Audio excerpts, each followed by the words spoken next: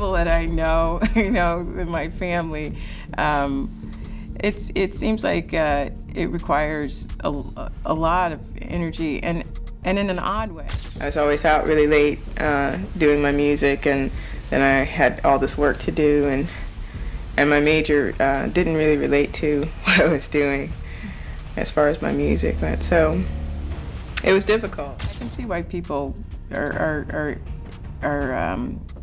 participating in it, but it doesn't appeal to me. Y'all won't believe what's coming to light about Tracy Chapman. The musical genius behind those unforgettable hits like Fast Car and Give Me One Reason is finally breaking her silence. And what she's revealing about the music industry is absolutely shocking. Trust me, you're going to want to hear this. I guess one of the problems, maybe a problem, was that you were successful very, very quickly. Has that been a constant pressure, or do you not care about that?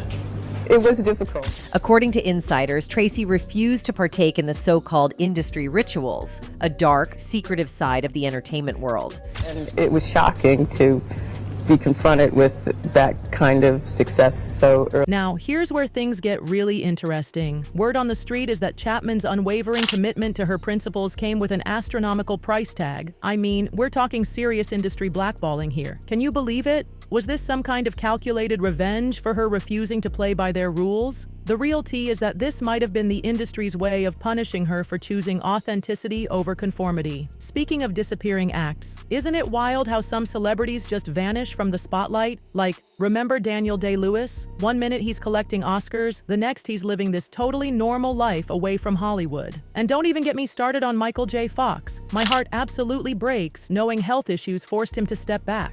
But Tracy Chapman? Her story hits different. After absolutely dominating the music scene, she practically vanished into thin air. But honey, let me tell you, Luke Combs' cover of Fast Car has everyone remembering just how incredibly talented she is, and everyone's dying to know. What really happened to Tracy? And why did she walk away from it all? I had enough success that I was then able to continue to make music that's meaningful to me. Let's spill some more tea about Tracy Chapman. This incredible artist blessed us with some of the most soul-stirring songs of the 80s and 90s. I mean, Fast Car and Baby Can I Hold You? Pure magic. She gave us 7 absolutely incredible albums, but darling, it's been ages since we've heard anything new from her. See, my old man's got a problem. Yeah, with the bottle, that's the way it is. He says body's too. Now here's what everyone's wondering. Has our girl Tracy officially retired? As of 2015, surprisingly, no. Even though her last original album dropped way back in 2008, she hasn't officially called it quits. But get this, according to the Irish Times, Tracy spilled some serious tea about life in the spotlight. She admitted, and I quote, "Being in the public eye and under the glare of the spotlight was, and it still is to some extent, uncomfortable for me." Despite being shy, Tracy opened up about how books, poetry, and music shaped who she became. "I basically grew up in a public library," she shared, "and isn't that just the most precious thing? Music was always in the house, and there was such a range of different music around. You can just feel how passionate she still is about creating. But here's the kicker, she was never about that fame life." She revealed, "My mother sang, my sister could sing, music was so much in the fabric of my life and upbringing. At the same time, I have this personality that is a bit on the reserved side and which had never really sought out the limelight. That has made me perhaps not the ideal person for this job." Can we just take a moment to appreciate this level of self-awareness? Now, in that same year, while releasing her greatest hits collection, she made it crystal clear retirement wasn't on her mind. "I haven't retired yet," she insisted. However, at the moment, there are no plans for a tour. "I think it's nice not being on tour these days. It does take something away from everyday life, and I just appreciate being home." But darlings, since 2015, it's been radio silence about tours or new music. Oh, but wait until you hear about the drama with Nicki Minaj in 2018. Tracy had to take legal action against Nicki over copyright issues. Apparently, Nicki used a sample from Baby Can I Hold You without getting the green light. The song in question, Sorry, recorded with Nasir bin Olu in 2017, caused quite the stir. Nicki claimed she thought the song was originally by Shelly Thunder. Can you believe it? Tracy Chapman suing rapper Nicki Minaj for copyright. Tracy wasn't having any of it. She filed a lawsuit to block the song's release, stating she had a strict policy against sampling requests. incorporated another recording into hers, which she did not realize at the time was Tracy Chapman. Once she learned that, she realized she needed to get a clearance from someone who was on the so-called do not sample list. She does not approve samples. But here's where it gets juicy. According to Vanity Fair, the judge actually sided with Nicki initially.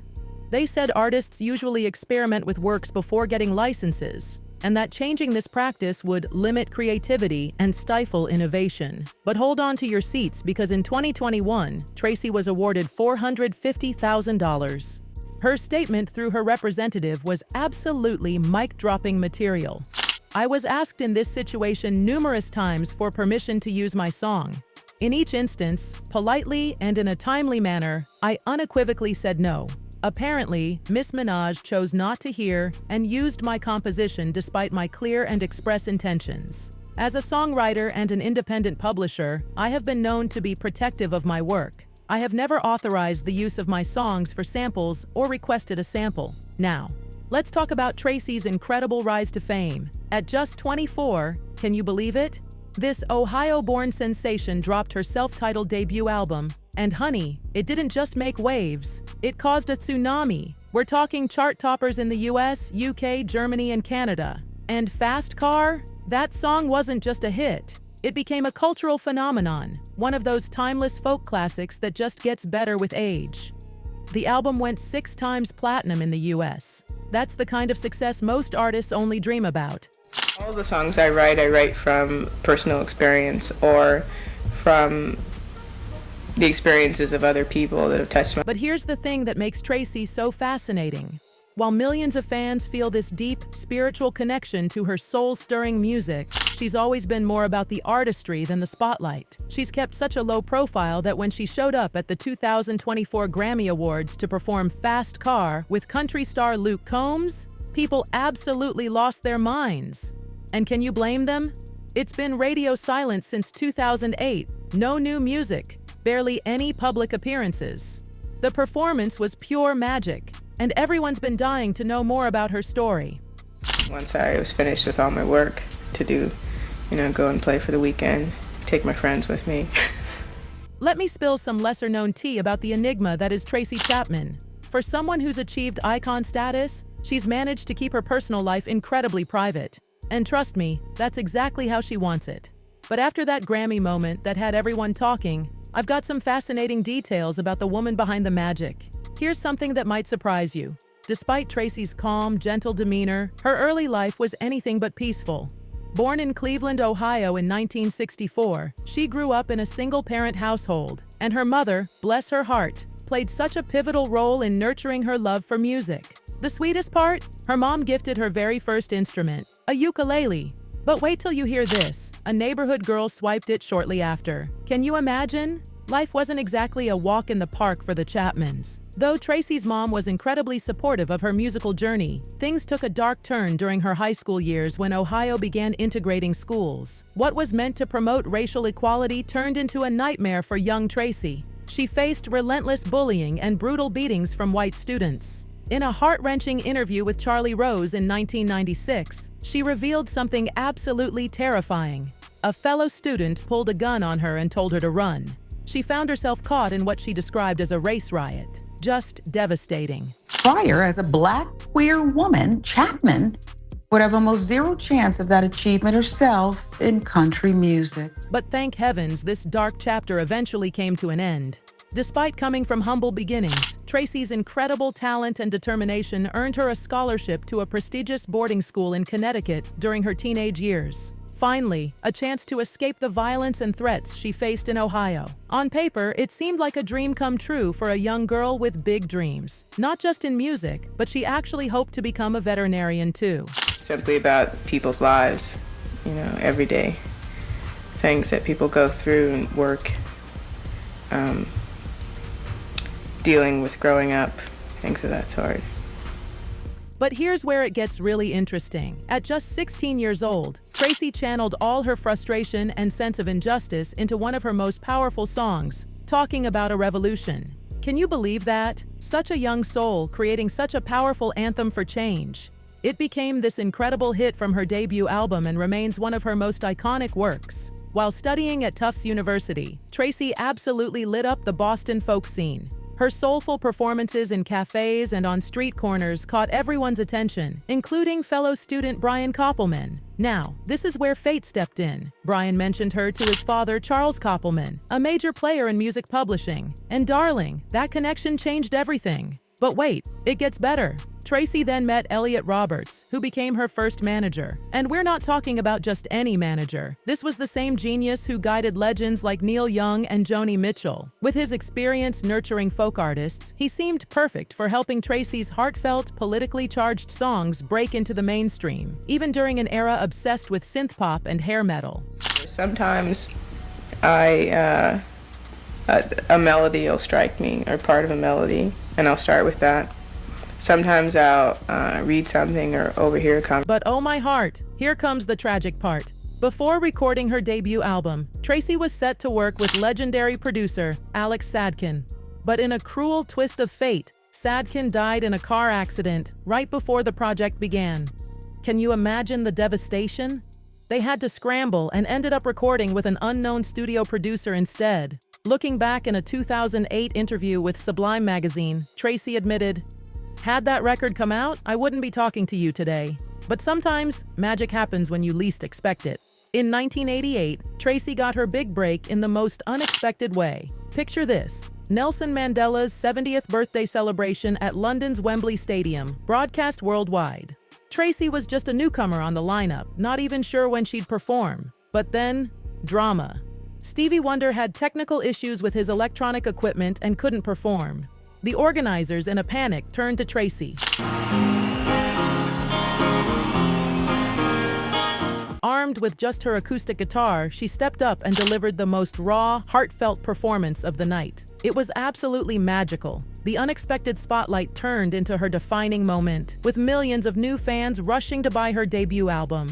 I am in this unique position where I have an opportunity to use, my public status to help bring attention to things that matter to me and that I think might matter. Despite her serious image, Tracy had a delightful surprise for everyone. She wasn't all doom and gloom. "People have this impression I sit around all day moping or crying about the state of the world," she revealed in a 1990 San Diego Union Tribune interview. In fact, she had quite the sense of humor, often sharing laughs with interviewers and poking fun at herself. After her debut's massive success, the pressure mounted for her second album, Crossroads, 1989.